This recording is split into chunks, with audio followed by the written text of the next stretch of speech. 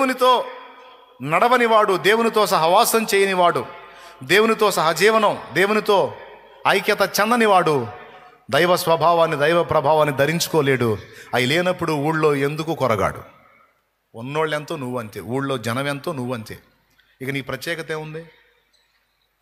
దేవుడు నాకు నేర్పింది అది. చాలా దినాలు అలాగా నన్ను ఆ అనుభవంలో నడిపి తర్వాత మళ్ళీ ఊళ్ళోకి వదిలాడు.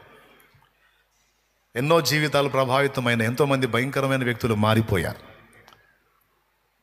కొంతకాలం గడిచిన తర్వాత మళ్ళా అదే ఆకలి పుట్టించాడు నాకు తండ్రి.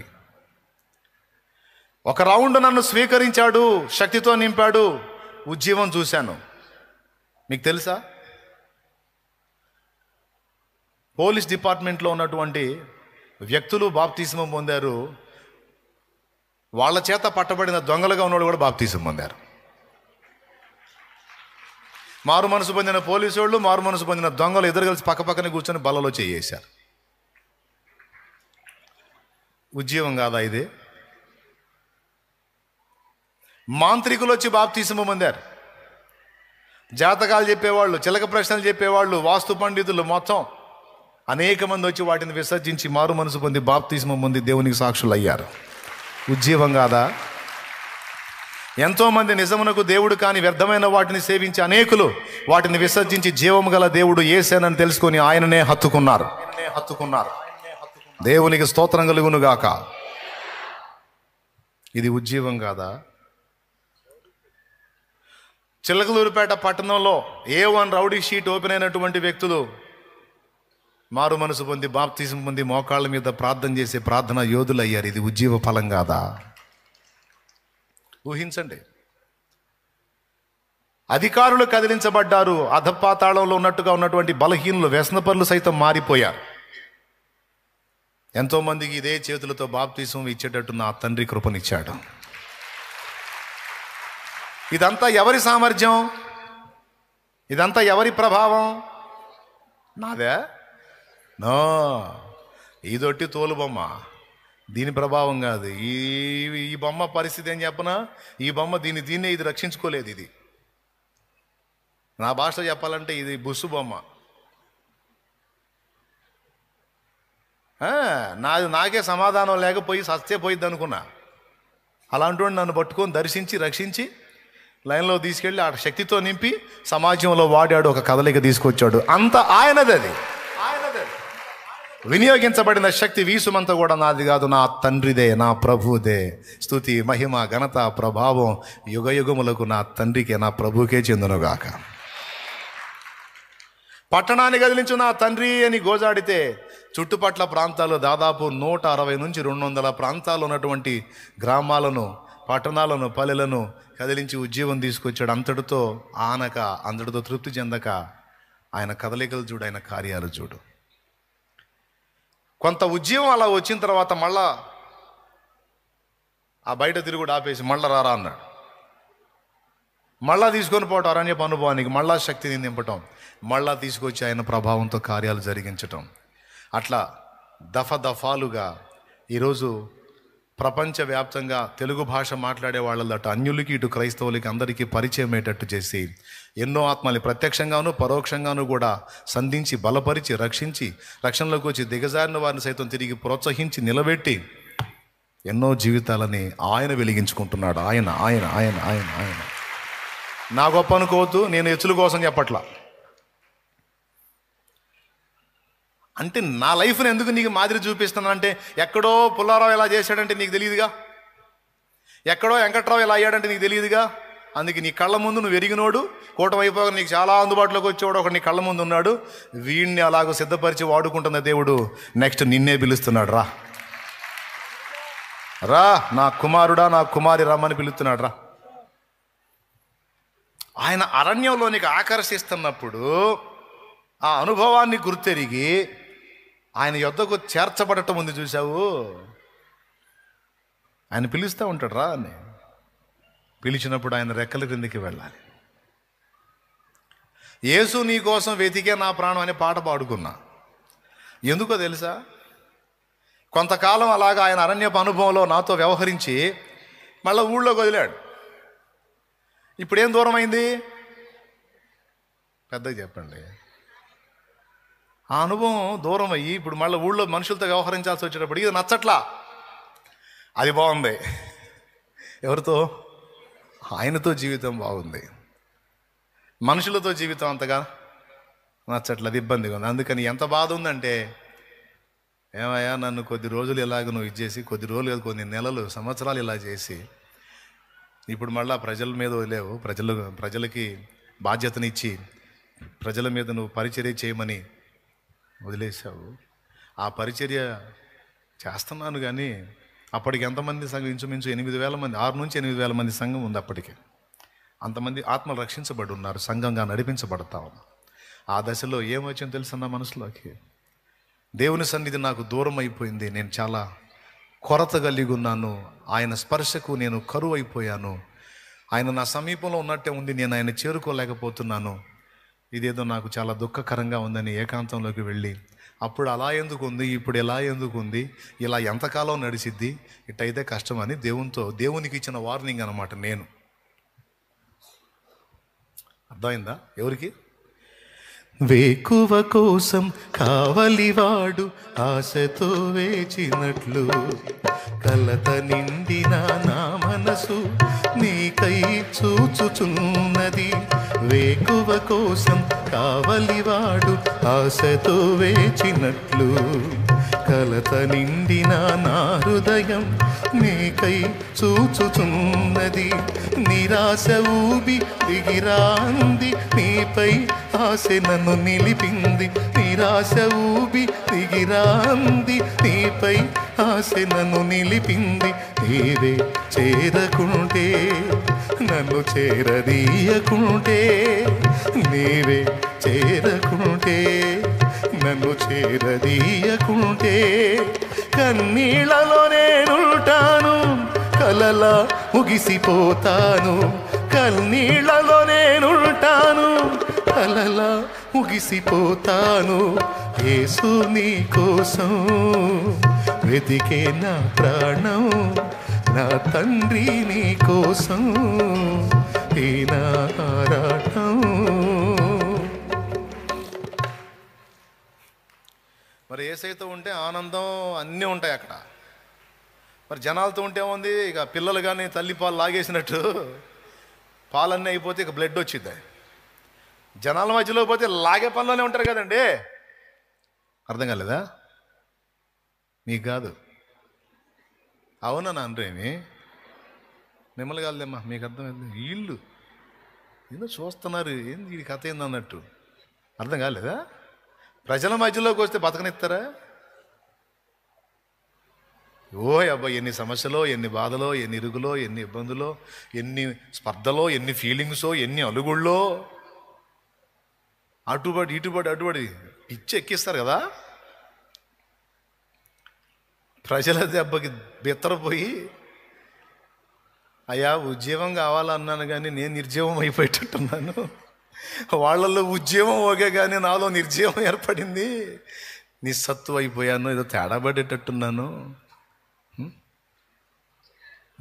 నీ స్పర్శ పొందుకొని ప్రజల మధ్యలోకి వెళ్ళి వాళ్ళకి అందించా, వాళ్ళకి చైతన్యం బాగానే ఉంది, నేను కోల్పోయా నీ స్పర్శని. తొలకరి కోసం భూతలమంతా ఆశతో చూచినట్లు, నీ దుస్పర్శకై నా మనసు మిగులాశతో ఉన్నది. నా వేదన నన్ను బలికాంది, నీపై ఆశ బ్రతికించింది. నీవే పలుకకుంటే, నన్ను పలుకరించకుంటే, నీవే పలుకకుంటే, నన్ను పలుకరించకుంటే, కడు వేదనతో ఉంటాను, కథలా ముగిసిపోతాను. నువ్వు అర్జెంటుగా వచ్చి నన్ను కానీ సెట్ చేయకపోతే, స్పర్శించకపోతే, ఆదరించకపోతే, మళ్ళా నీ పాదాల దగ్గర నేను పొందిన అనుభవాలను నాకు ఇవ్వకపోతే బతుకుతానన్న నిరీక్షణ కూడా నాకు లేదయ్యా. నా స్టోరీ ఒక కథ ఇది, జాగ్రత్త అని దేవుడికి వార్నింగ్. నా స్టోరీ జనం కథలా చెప్పుకుంటారు. షాలేం రాజా అని ఒక ఆయన ఉండేవాళ్ళు అప్పట్లో, ఇప్పుడు లేళ్లే వెళ్ళిపోయాడులే, కానీ అని చెప్పుకుంటారు, నీ ఇష్టం అని చెప్పి కూర్చున్నా దేవుని దగ్గర. దేవునికి స్తోత్రం. ఎందుకు? ఆయన నన్ను ఆకర్షించి ఆయన రెక్కల నీడలో ఉన్న చలువను నాకు రుచి చూపించినప్పుడు అది ఈ అధమలోకంలో ఉన్న ఆనందాల కంటే కూడా మాధుర్యం అనిపించింది. ఈ అధమలోకంలోని ఆకర్షణలు అన్నిటికంటే కూడా, ఈ అధమలోకంలో గొప్పగా అనుకున్న వాటి అన్నిటికంటే కూడా ఆయన రెక్కల నీడ నాకు ఎంతో గొప్పదిగా అనిపించింది. నేను పొందిన అనుభవం నా బిడ్డలు పొందొద్దు? నేను పొందిన ఆయన రెక్కల స్పర్శ నా బిడ్డలు పొందొద్దు? అందుకే ఈ హడావుళ్ళన్నీ, అందుకే ఈ బాధలన్నీ. మీరందరూ అలా కనెక్ట్ అవ్వాలి దేవుడికి. మీరందరూ అలాగే దేవుని రెక్కల కిందకి వెళ్ళాలి. అరణ్యపు అనుభవాన్ని సాధన చేయాలి. అరణ్యపు అనుభవాన్ని పొందినటువంటి బాప్తిస్మం ఇచ్చే యోహాను యేసు ప్రభు రావడానికి ముందు మార్గ దర్శకుడయ్యాడు, త్రోవను వేసిన వాడయ్యాడు. ఇది చరిత్ర. అరణ్యపు అనుభవంలో ఆత్మబలంతో నిండుకున్న నజరేయుడగు యేసు శారీరకంగాను మానసికంగాను ఆత్మీయంగాను ఎల్ల మానవులకు రక్షణాధారమయ్యాడు. దీనికి అరణ్యపు అనుభవం ఎంత కీలక పాత్ర పోషించిందో చూడండి. అవసరం లేదా మనకి? 40 ఏళ్ల ప్రాయంలో ఇశ్రాయేలును విమోచించాలని అనుకున్నాడు మోషే. కానీ అక్కడి నుంచి తరమబడి మిద్యాను ప్రాంతానికి వెళ్ళి అక్కడ మరో 40 ఏళ్ళుండి 80 ఏళ్ల ప్రాయానికి అరణ్యంలో గొర్రెలు కాసుకునేవాడయ్యాడు. గొర్రెలను అరణ్యంలోకి తీసుకెళ్ళినప్పుడు మోషే ఆ అరణ్యపు అనుభవంలో ఉండగానే మండుచున్న పొదలో ఉండి దర్శించి మోషేను ఆకర్షించాడు. కొండ మీద చూస్తున్నాడు, పొద మండుతుంది. మండి కాసేపటికి చప్పగా అణిగిపోయింది, పొద కూలిపోయింది. కానీ పొద కూలటల్లా, పొదలాగే ఉంది, మంట మాత్రం తీవ్రంగా వస్తుంది. చూడండి ఎట్టా ఆకర్షిస్తున్నాడో చూడండి మోషేని. ఆ గొర్రెల మీద నుండి ఆయన మనసుని మండుచున్న పొద చూపించి అటు ఆకర్షిస్తున్నాడు. ఇట్రా పనుందిరా. ఈ గొప్ప వింత చూద్దాం అనుకుని పోయాడు. వింత ఉంది అక్కడ, ఏదో వింత. ఈ గొప్ప వింత చూద్దామని పోయాడు. ఆడికిపోతే మోషే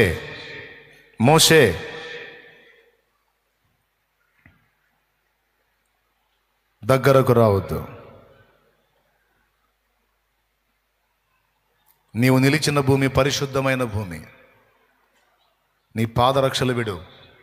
నేను నీ పితరుల దేవుడను, అబ్రహాము దేవుడను, ఇస్సాకు దేవుడను, యాకోబు దేవుడను. దేవుని వైపు చూడ వెరచి ముఖమును కప్పుకున్నాడు, సాష్టాంగపడ్డాడు మోషే. ఆకర్షించాడు మోషేని. ఆకర్షించి అరణ్యపు అనుభవంలోనే, ఊళ్ళో ఉన్నప్పుడు కాదు, ఐగుప్తులో ఉన్నప్పుడు కాదు, లేకపోతే మిద్యాన్లో ఉన్నప్పుడు కాదు, అరణ్యంలో ఉన్నప్పుడు దర్శించాడు మోషేని. ఇప్పుడు చెప్పండి, అరణ్యంలో ఏమి నేర్పించబడింది మోషేకి? రమ్ము, నేను ఐగుప్తుకు పంపుతాను, ఫరోతో మాట్లాడి నా ప్రజలకు ఇశ్రాయేలును బయటికి తీసుకొని రా, వారి మొర్ర నాకు వినబడింది, నిన్ను పంపుతాను, పోయి తీసుకొని రా. 40 ఏళ్ళప్పుడు పంపుతాం అనుకుంటే 80కి వచ్చి పిలుస్తున్నా. ఇప్పుడు ఏముంది ఎడా? ఖాళీ. ఈ ఖాళీ కావటం కోసమే నిన్ను అడవిలో ఖాళీ చేశా. ఇప్పుడు నేను నిన్ను నా శక్తితో నింపుతా. ఇంకా చెప్పాలంటే నేను నీకు తోడై ఉంటా, నీతో ఉంటాపా. ఇందాక పాడారు, దేవుని ప్రజలందరినీ దారి మళ్ళించిన, యెజబేలును ఎదిరించిన ఏలియా అభిషేకం.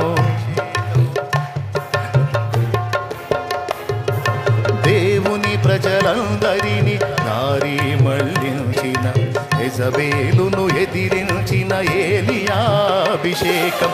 ఐగుప్తు రాజును గడగడ వణికించి,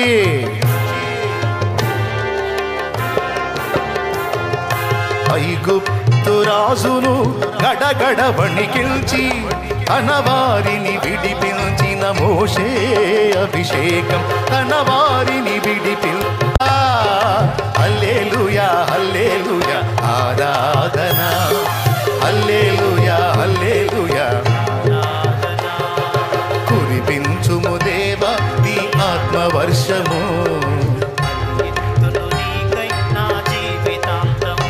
ఆమేన్. కురిపించుము దేవా నీ ఆత్మవర్షము,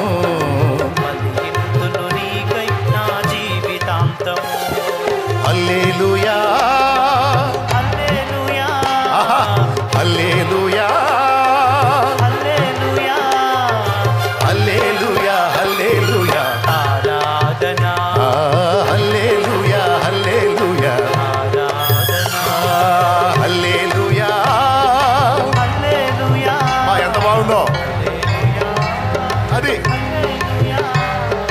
హల్లెలూయా హల్లెలూయా ఆరాధన, హల్లెలూయా హల్లెలూయా ఆరాధన, కురిపించుము దేవా నీ ఆత్మవర్షము, పరిగెత్తును నీకై నా జీవితాంతము. రాకడ సమయం ఆసన్నమైనది, శక్తితో నన్ను నింపమని ఆత్మ మూల్గుచున్నది.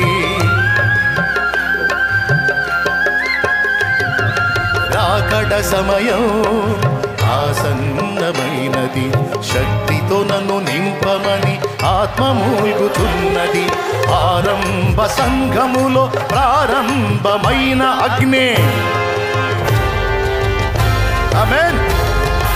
ఆరంభ సంఘములో ప్రారంభమైన అగ్ని అంతకంతకు పెంచి జ్వాలగా మార్చుము తండ్రి, అంతకంతకు పెంచి జ్వాలగా మార్చుము తండ్రి. హల్లెలూయా హల్లెలూయా హల్లెలూయా హల్లెలూయా హల్లెలూయా హల్లెలూయా ఆరాధన, హల్లెలూయా హల్లెలూయా హల్లెలూయా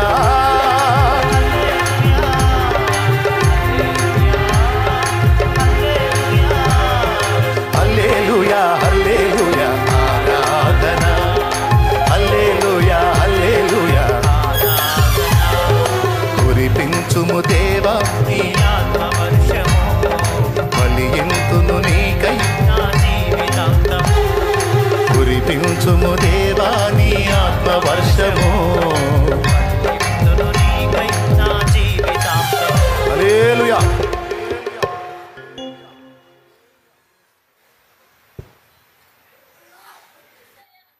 హల్లెలూయా. ప్రియమైన బిడ్డలారా, కూటాల్లో ఏమేమి సందేశాలు దొరుకుతాయో నాకు తెలియదు, కానీ కూటాలు 4 దినాలకి సరిపోయిన సందేశం ఈ ఒక్క పూట నీకు ముందే ఇచ్చాడు దేవుడు. ఈ ఒక్క పూట ముందే ఇచ్చేశాడు నీకు దేవుడు. అక్కడ ఏ సందేశం దొరికిద్దో నాకు తెలియదు, దేవుడు ఏం మాట్లాడుకుంటాడు అది వేరు. కానీ 4 రోజులు నువ్వేం చేయాలో నీ కర్తవ్యాన్ని నేర్పాడు ఈరోజు నీకు. ఆయన పాదాల దగ్గర, ఆ పాదాల దగ్గర, ఆయన పాదాల దగ్గర, ఆయన పాదాల దగ్గర, ఆయన పాదాల దగ్గర పడి ఆయన రెక్కల కిందకి ఇచ్చేది, ఆయన రెక్కల కిందకి ఇచ్చేది. ఆయన శక్తి కొరకు అడగాలి నువ్వు, ఆయన బలం కొరకు అడగాలి. ఆ 4 దినాలు ఒక నూతన ఉజ్జీవం, నూతన ఉత్తేజం నీలో ప్రారంభం అవ్వాలి. దేవుడు నీకు ఇస్తున్నా మంచి ఛాన్స్, మంచి అవకాశం. నిన్ను ఆకర్షిస్తున్నాడు, రమ్మంటున్నాడు. నన్ను ఆకర్షించిన దేవుడు నన్ను ఒట్టిగా వదిలిపెట్టలేదు, మండించాడు, మండిస్తున్నాడు, మండిస్తాడు. ఈ మధ్యకాలంలో కూడా నేను తరచు ఆకర్షించబడుతున్నాను పాదాల దగ్గరికి. నాతో ఉన్న వాళ్ళకి అర్థం కావట్లే, నాతో ఉన్న వాళ్ళకి అర్థం కాదు, వాళ్ళకి ఆశ్చర్యం. ప్రార్థన తోట, ప్రార్థన తోట, తోట తోట, ప్రార్థన ప్రార్థన ప్రార్థన, ప్రార్థన తోట పరిగెత్తాడేంది, ఊళ్ళో ఉండడేంది, అడవిలో పరిగెత్తుతాడే. పిచ్చోళ్ళు వాళ్ళకి అర్థం కావట్లా. నేను ఆయన లాగుతున్నాడు, మరి నన్ను ఏం చేయమంటావు? అక్కడ కూర్చొని రా రా రా రా రా. నాకు తెలిసి ఎందుకు ఆకర్షిస్తున్నాడు. మళ్ళా ఒక విస్ఫోటనం ఉంది, మళ్ళా ఒక విస్ఫోటనం ఉంది. మళ్ళా ఒక కదలిక ఉంది. హల్లెలూయా.